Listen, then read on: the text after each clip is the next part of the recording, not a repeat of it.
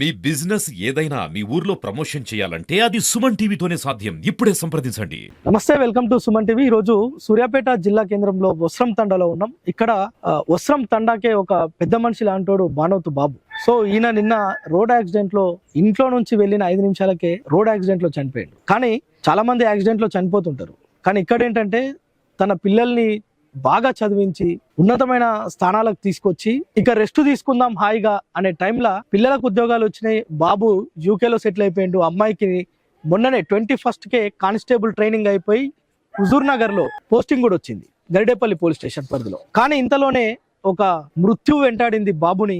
ఆ కుటుంబం అంతా శోకసంద్రంలో ఉంది. కుటుంబమే కాదు, ఇక్కడున్న ఈ తండా వాసులంతా కూడా అతని గురించి మాట్లాడితే చాలు కదిలిస్తే విపరీతంగా ఏడుస్తున్నారు. ఎందుకంటే ఈ తండాకు ఒక పెద్ద మనిషిలాగా, మా ఇంటికి ఒక పెద్దన్నాన్ని కోల్పోయినాం అనే ఒక ఫీలింగ్ ఈ తండాలో ఉంది. సో అలాంటిది ఎంతో కష్టపడి చదివించి పాపని కూడా, అంటే బాబుని యూకేలో సెటిల్ చేసిన తర్వాత పాపని కూడా కానిస్టేబుల్ చేయాలనే అతని కోరిక తీరింది. కానీ పాపతో కొంతకాలం గడపాలి అనే ఆయనకి ఏమేం కోరికలు ఉన్నాయో తెలియదు. పాప కూడా నాకు జాబ్ వచ్చింది, మా నాన్నతో ఇలా ఉండాలి అని ఏదేదో కలలు కని ఉంటారు. కానీ ఇంతలోనే జరిగిన రోడ్డు ప్రమాదంలో బాబుని కోల్పోవడం తోటి ఈ కుటుంబమే కాదు, ఈ తండా మొత్తం, ఈ గిరిజన వాసులంతా కూడా శోకసంద్రంలో మునిగిపోయారని చెప్పొచ్చు. ఒక్కసారి ఆ పాపకు ఉద్యోగం వచ్చింది, ఆ సంతోషం లేకుండా విషాదంలో ఉంది కుటుంబం అంతా. ఒక్కసారి తనతో మాట్లాడే ప్రయత్నం చేద్దాం.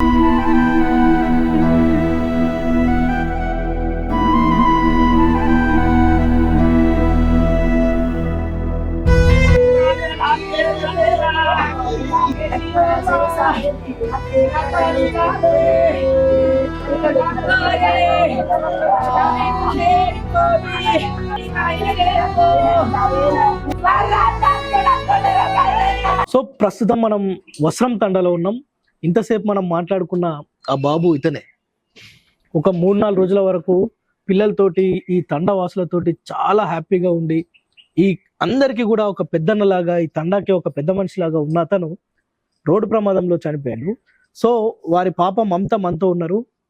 నిజంగా ఎందుకు అంటే వాళ్ళ పాపకు కానిస్టేబుల్ వచ్చి ఉద్యోగంలో జాయిన్ అయింది. జాయిన్ అయిన నెక్స్ట్ డేనే ఇన్సిడెంట్ జరిగింది. కానీ మమత చాలా వాళ్ళ తండ్రితోటి ఉన్న రిలేషన్ కావచ్చు, తండ్రితో ఉన్న అటాచ్మెంట్ కావచ్చు, తండ్రితో ఏమేం చేయాలనుకుందో పాపం ఆ కుటుంబాన్ని కదిలిస్తే చాలు, కుటుంబమే కాదు ఈ తండా మొత్తం కూడా శోకసంద్రంలో మునిగిపోతుంది. ఒకసారి మనం మాట్లాడదాం. నిజంగా ఉద్యోగం రావడానికి తండ్రి కృషి ఎంత ఉంది, తనకున్న కోరికలు ఏముండే తండ్రితోటి ఒకసారి మాట్లాడదాం. హలో మమత, ఎలా జరిగింది ఫాదర్ చనిపోవడం? రోడ్ యాక్సిడెంట్ లో అంటే ఎప్పుడు జరిగింది ఇది? ట్యూస్డే రోజు ఈవినింగ్. Tuesday evening 7:30కి. అప్పటి వరకు మీతోటే ఉండేనా? లేదండి, నేను డ్యూటీకి వెళ్ళిన ఆ రోజు ఫస్ట్ డే ఆఫ్ జాయినింగ్ నాది. First day of joining. So నేను చెప్పాను కదా ఇంతసేపు, ఫస్ట్ డే ఆఫ్ జాయినింగ్. ఉద్యోగం వచ్చి జాబ్కి వెళ్ళి ఇంకా రాలేదు తన ఇంటికి. అప్పటికే ఏదో బయటికి వెళ్ళిన వ్యక్తి ఇంటికి మిగతా జీవిలాగా వచ్చిండు. సో అది ఇక్కడ అమ్మాయి కాదు, ఈ తండావాసులందరినీ ఎవరిని కదిలిచ్చినా అదే విషయం చెప్తున్నారు. పిల్లల్ని బాగా చదివించిండు బాబు నాయక్. మా తండకే కాదు, ఆ కుటుంబంలో చాలా హ్యాపీగా, ఎవరిని కూడా ఒక్క మాట కూడా అనేవారు కాదంట. ఎలా ఉండేవారు మమత మీ ఫాదర్ మీతో? ఊర్లో ఎవరిని అడిగినా కానీ బాబు గారి గురించి చెప్తున్నారు. అసలు మా ఊరికి ఒక పెద్దన్నని కోల్పోయినా మేము అని చెప్తున్నారు. మీ ఫ్యామిలీ తోటి ఎలా ఉండేది ఒక ఫాదర్ గా? మా ఫాదర్ చాలా great. He's a great personality for everything and everywhere. He's the God అంతే. చాలా కష్టపడ్డాడు మా కోసం. ఫస్ట్ డే జాబ్కి వెళ్ళి వచ్చానన్నా, వచ్చే వరకు ఫాదర్ ఉన్నారా ఇంట్లో? లేరండి, అప్పటికే జరిగిపోయింది యాక్సిడెంట్. నువ్వు డ్యూటీకి వెళ్ళి వచ్చే లోపే? నేను వచ్చే లోపల ఆల్రెడీ హాస్పిటల్కి వెళ్ళి తీసుకెళ్ళినారు. నేను వస్తుంటే దారి మధ్యలో చాలా మంది అక్కడ ఉన్నారు. ఏమైంది ఏంది అని అడిగితే అప్పుడు మీ ఫాదర్ కి ఇట్లా యాక్సిడెంట్ అయింది అని చెప్పేసి అన్నారు. వెంటనే నేను వెళ్ళిపోవడం జరిగింది. ఎంత కష్టపడి ఉండొచ్చు మిమ్మల్ని, అంటే మీ బ్రదర్ ని యూకేకి పంపించారు. మా ఫాదర్ చాలా స్ట్రగుల్స్ ఫేస్ చేసినారు. ఏం జాబ్ చేసేది? మా డాడీ ఇన్ని రోజులు వ్యవసాయమే చేస్తుండే. తర్వాత సువెన్ లో జాయిన్ అయినారు. అక్కడ ఒక 16K శాలరీ మా ఫాదర్. 16,000 అట్లా మమ్మల్ని చదివించినారు. మా అన్నయ్య కూడా రీసెంట్ గా 3 years బ్యాక్ యూకే వెళ్ళారు. చాలా కష్టపడి డబ్బులు ఇచ్చిండు, నన్ను చదివిపించిండు. కానీ ఇంతలోనే ఇట్లా అయిపోయింది. కానిస్టేబుల్ కావాలనేది నీ కోరికనా లేదంటే ఫాదర్ కోరికనా? మా డాడీనే అంటుండే ఎస్ఐ కావాలి, ఏదో ఒకటి జాబ్ రావాలి, సెటిల్ కావాలి, నా పిల్లలు మంచిగా ఉండాలి, అందరూ మా బాబాయిలు పెద్దనాన్నలు అందరు ఎంప్లాయీస్. ఓకే. ఓన్లీ మా ఫాదర్ ఒక్కలే వ్యవసాయం చేస్తారు. అగ్రికల్చర్ చేసేది. అట్లా వాళ్ళ పిల్లలు కూడా సెటిల్ కావాలి, మంచిగా ఎదగాలి, మంచిగా ఉండాలి ఓకే. అని చెప్పేసి మా ఫాదర్ ఎప్పుడు అంటుండే, ఇట్లా చేయాలి బెట్టి, ఎట్లా చేయాలి బెట్టి అని చెప్పేసి అంటుండే. కూర్చొని తినే రోజులలో ఇట్లా అయిపోయింది.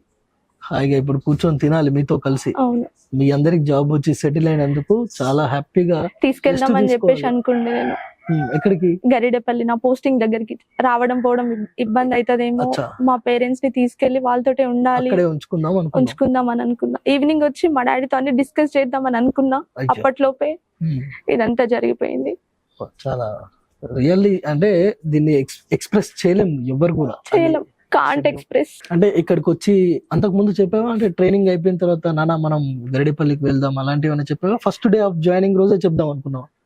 ఆ రోజు ఈవినింగ్ వచ్చి సార్, మా ఎస్ఐ సార్ వాళ్ళందరూ డిస్కస్ చేసినారు. ఆడపిల్లలు వెళ్ళి రావడం కష్టం అవుతుంది, రోడ్ యాక్సిడెంట్స్ అవుతున్నాయి, చెప్పండి అమ్మా మీ పేరెంట్స్ కి, ఇక్కడికి వచ్చి సెటిల్ అయ్యేటట్టే చూడండి, అన్ని రకాలుగా పోలీస్ నుండి మేము ప్రొటెక్షన్ ఇస్తాం మీకు, మీరేం భయపడకండి, మీ పేరెంట్స్ కి చెప్పండి, ఇక్కడికి షిఫ్ట్ అయిపోయింది అని చెప్పేసి అన్నారు. ఈవినింగ్ వచ్చి ఇవన్నీ డిస్కస్ చేసి ఇంకా 1 week 10 days అలా మేము షిఫ్ట్ అవుదాం అనుకుంటున్నాం అని నేను అనుకున్నా. మా ఫాదర్ తో ఈ రోజు ఈవినింగ్ వెళ్ళి అన్ని డిస్కస్ చేయాలి, మా మమ్మీ డాడీలతో అన్ని చెప్పాలి అని చెప్పేసి అనుకున్నా.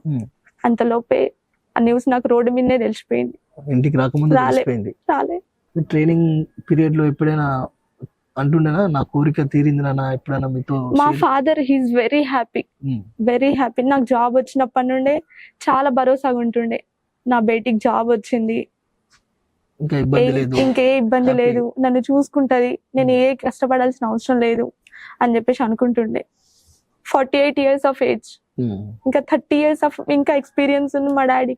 ఇంతలోపే రోడ్ యాక్సిడెంట్. అంటే ఒకవేళ చాలా మందిని అడిగిన నేను, ఆ టైంలో హెల్మెట్ కూడా ఏం లేదు, చిన్న యాక్సిడెంట్, అసలు అది చనిపోయేంత పెద్ద ప్రమాదం చిన్నదే అండి, జస్ట్. కానీ ఎలా ఇదంతా?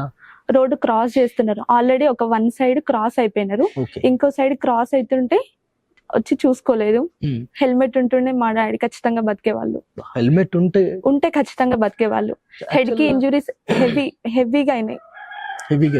ఓన్లీ హెడ్ కే బాగా ఇంజురీస్ అయినాయి.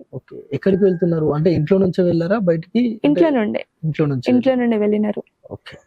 అంటే ఇక్కడ తను ఏం చెప్తున్నదంటే హెల్మెట్ ఉంటే అప్పటికే వాళ్ళ SISRs వాళ్ళు వీళ్ళు చెప్తున్నారంట, మీ ఫాదర్స్ ని మీ పేరెంట్స్ ని తీసుకొచ్చుకోండి, మీరు అప్ అండ్ డౌన్ చేయడం ఇబ్బంది అవుతుంది, మీకు ప్రొటెక్షన్ ఇస్తాం, రోడ్డు ప్రమాదాల్లో యాక్సిడెంట్స్ అయ్యి చాలా మంది చనిపోతున్నారు, అలాంటి పరిస్థితి మన కుటుంబాలకు రావద్దు, మీకు రావద్దు ఎస్పెషల్లీ అని వాళ్ళు అక్కడ ట్రైనింగ్ లో చెప్పారు. నెక్స్ట్ జాబ్ లో జాయిన్ అయిన తర్వాత కూడా చెప్పారంట. కానీ బాబు గారు నిజంగా 48 yearsకే ఇక్కడ కూడా దెబ్బలు లేవు, కేవలం హెడ్ మాత్రమే పూర్తిగా ఇంజురీ అయి చనిపోయింది. ఒకవేళ హెల్మెట్ ఉంటే బ్రతికేవారు కదా? ఖచ్చితంగా బ్రతికేవాళ్ళు. మేబీ ఛాన్సెస్ ఉండేవి, మీతో కలిసి ఛాన్సెస్ ఉండేవి. ఇంత దారుణమైన పరిస్థితి, ఇంజురీస్ అయ్యేవి కానీ లైట్ గా, చేతులు ఇరిగిపోవడం, కాళ్ళు ఇరిగిపోవడం అలాంటివి జరుగుతుండే. కానీ ఇంత పెద్ద గ్రేట్ లాస్ అనేది జరగకపోతుండే మా ఫ్యామిలీకి. సో మీ డాడీకి ఏమైనా ఉండేనా? అంటే మీరు జాబ్ ఇట్లా జాయిన్ అయిన తర్వాత ఏదైనా బయటికి వెళ్దాం అవుటింగ్ కి పిల్లలతో కలిసి అలాంటివి ఏమైనా? ఉండే అండి, చాలా ఉండే. తిరుపతి వెళ్దాం, అటు వెళ్దాం బేటి, ఇటు వెళ్దాం బేటి అని అంటా ఉండే ఎప్పుడు మా డాడీ. జాయిన్ అవుదాం, కొంచెం సెటిల్ అయినాక అక్కడ ఆ వెదర్ కి కొంచెం ఎన్వైరన్మెంట్ కి కొంచెం సెటిల్ అయినాక వెళ్దాం డాడీ, చూసుకుందాం అని చెప్పేసి అంటుండే. అప్పట్లోపే ఏవి కాకముందే ఒక పెద్ద జరిగింది మా ఇంట్లో. నిజంగా ఇది గ్రేట్ లాస్ అనే చెప్పాలి. అంటే దీన్ని ఎవ్వరు కూడా పూడ్చలేరు, దీన్ని తీర్చలేరు. బాబు గారి లాస్ మీ ఫ్యామిలీకే కాదు, నిజంగా ఈ తండా వాళ్ళు కూడా చాలా అమితంగా ప్రేమిస్తున్నారు. ఎందుకని? మీ ఫ్యామిలీతో ఉన్నట్లే తండా వాళ్ళతో కూడా ఉండేదా? మా డాడీ ఎవ్వరు కనిపించినా, రోడ్డు మీద ఎవ్వరు కనిపించినా పలకరిస్తాడు, ప్రతి ఒక్కరితోటి ఆప్యాయంగా మాట్లాడతాడు, చాలా ప్రేమ, అందరితోటి ప్రేమగానే మాట్లాడతాడు. ఇన్సైడ్ అవుటర్ ఏం ఉండదు మా డాడీకి, ఓన్లీ 1 అంతే, అంత మనమే, ఓన్లీ అంతే. ఇప్పుడు మీరు కానిస్టేబుల్ జాబ్ వచ్చింది, ఇలాగా అంటే రోడ్ యాక్సిడెంట్ లో చాలా మనం వింటుంటాం, ఇది మన ఇంట్లో జరుగుతుందని మీరు ఎక్స్పెక్ట్ చేసి ఉంటారు కదా? ఎక్కడో జరుగుతుంది, ఎవరెవరో ఏదేదో అయిపోతున్నారు, కానీ నా ఫ్యామిలీలో నా డాడీకి ఇట్లా అవుతుందని అది నేను కూడా అసలు expect ఉద్యోగం చేయలేదు. సాధించిన ఫస్ట్ డే First ఇలాంటి day. నా జీవితంలో ఒక మెట్టెక్కుతున్నా అని చెప్పేసి అనుకున్నా, కానీ అప్పుడే ఇట్లా ఇంత పెద్ద జరిగిపోయింది. ఓకే. సో ఏం చెప్తారు రోడ్ మీద హెల్మెట్ లేకుండా వెళ్ళే వాళ్ళకి మీరు ఏం చెప్తారు? ఒక కానిస్టేబుల్ గా, ఇప్పుడు బాబు గారికి బిడ్డగా ఒక కానిస్టేబుల్ గా మీరు ఏం చెప్తారు? ఖచ్చితంగా అందరూ హెల్మెట్ ధరించాలి, ఖచ్చితంగా రూల్స్ పాటించాలి. మీకోసం మీ ఫ్యామిలీస్ ఉన్నాయి. మా డాడీ కోసం మేము ఎంతైతే ఏడుస్తున్నామో అట్లా మీ ఫ్యామిలీకి మీ పరిస్థితి తీసుకురాకండి. అందరు ఖచ్చితంగా హెల్మెట్ ధరించండి ప్లీజ్. దయచేసి ఒక్కటి, మీకోసం మీ ఫ్యామిలీస్ ఉన్నాయి ప్లీజ్.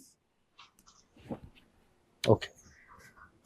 సో ఈ అమ్మాయిని అంటే మమతకి జాబ్ వచ్చింది, కుటుంబంలో చాలా ఆనందం, అంటే ఫ్యామిలీ అంతా కూడా జాబ్ వచ్చిన తర్వాత తిరుపతికి వెళ్దాం, లేదంటే ఇంకా చాలా చాలా టార్గెట్స్ ఉండే వాళ్ళకు, చాలా చాలా అంటే మంచి ఎన్విరాన్మెంట్కి వెళ్ళి కొంత హ్యాపీగా ఫ్యామిలీతో గడపాలని బాబు గారు కావచ్చు, మమత కావచ్చు, వాళ్ళ ఫ్యామిలీ మెంబర్స్ అందరు అనుకున్నారు. కానీ ఇంతలోనే ఒక చిన్న, దాని పొరపాటు కూడా అనలేము, ఎందుకంటే ఇంటి పక్కనే జరుగుతున్న ఒక చిన్న ఫంక్షన్ కి బయలుదేరారు. ఇంట్లో నుంచి వెళ్ళిన 5 నిమిషాలకే ఎంతటి ఘోరమైన వార్త వినాల్సి వచ్చింది. సో మమత కూడా ఒక కానిస్టేబుల్ గా ఆ చనిపోయిన ఆ బాబు గారి కుమార్తెగా ఏం చెప్తుందంటే, ప్రతి ఒక్కరు కూడా మీకోసం మీ ఫ్యామిలీస్ ఉంటాయి, హెల్మెట్ పెట్టుకొని బయటకు వెళ్ళండి, రోడ్డు నియమాలు పాటించండి, మీ ప్రాణాలు ఉంటే మీ కుటుంబాలు, నాలాంటి అమ్మాయిలు కావచ్చు అబ్బాయిలు కావచ్చు, తండ్రిని కోల్పోయే అలాంటి పరిస్థితి రాదు. సో చిన్న చిన్న జాగ్రత్తలు పాటిస్తే ప్రాణాలను కాపాడుకోవచ్చు అని ఒక కానిస్టేబుల్ గా కూడా చెప్తుంది. అంటే జాబ్కి వచ్చిన తర్వాత మీరు కూడా చెప్దాం అనుకుంటారా ఎవరికన్నా, అంటే రోడ్డు నియమాలు పాటించాలి, హెల్మెట్ ధరించాలని చెప్పాలి, ఇలాంటివన్నీ మీ గోల్స్ ఏముండే జాబ్ వచ్చిన తర్వాత? ఖచ్చితంగా నేనైతే ప్యాషన్ తోటి డ్యూటీ చేయాలని చెప్పేసి అనుకున్నా. ఇవన్నీ జనాలకి చెప్పాలి, కొంచెమైనా మార్పు తీసుకురావాలి, ఎంతో నాకు తోచినంత నేను చేయాలి అని చెప్పేసి చాలా అనుకుంటుండే నేను. రోడ్ యాక్సిడెంట్స్ ఇలాంటివి కాకుండా మా ట్రైనింగ్ సెంటర్ లో కానీ అక్కడిక్కడ చాలా చెప్తుండే, ఖచ్చితంగా మీరు జాగ్రత్తగా ఉండాలి, బైక్ డ్రైవ్ చేసినప్పుడు జాగ్రత్తగా ఉండాలి అని చెప్పేసి అంటుండే మా సార్ వాళ్ళందరూ. సో అందుకే ప్రతి ఒక్కరు కూడా కొంత జాగ్రత్తగా, ఏమరపాటు చిన్న పొరపాటు చేస్తే చాలు ప్రాణాలు పోతాయి. ఆ విషయం చెప్పాలనే ఈరోజు సుమన్ టీవీ సూర్యాపేటకు వచ్చింది. ఇక్కడ మమతతో మాట్లాడించడానికి కారణం కూడా అదే. తను ఎంతో పుట్టెడు దుఃఖంలో ఉంది, ఇట్లా కదిలిస్తే చాలు తన తండ్రిని తలుసుకొని కుటుంబం అంతా ఏడుస్తుంది. అయినా ఎందుకు వచ్చినామంటే, ఇలా చిన్న చిన్న కారణాలతోటి ప్రాణాలు కోల్పోయే వాళ్ళు 100ల సంఖ్యలో ఉంటున్నారు. చాలా మంది పిల్లలకు తండ్రి లేకుండా పెరుగుతున్నవారు, వాళ్ళని కదిలిస్తే తండ్రి ప్రేమ లేక బాధపడే వాళ్ళు విలవిలలాడుతున్న పరిస్థితి మనం చూస్తున్నాం చాలా. సో ఇలాంటి సంఘటనలు జరగవద్దు, కొంతలో కొంతనన్న మార్పు తేవాలి అనే ఒక చిన్న సంకల్పంతోనే ఈరోజు మమతతో మాట్లాడించడం జరిగింది. కెమెరా పర్సన్ వృద్ధతో ప్రేమ్, సుమన్ టీవీ సూర్యాపేట నుంచి.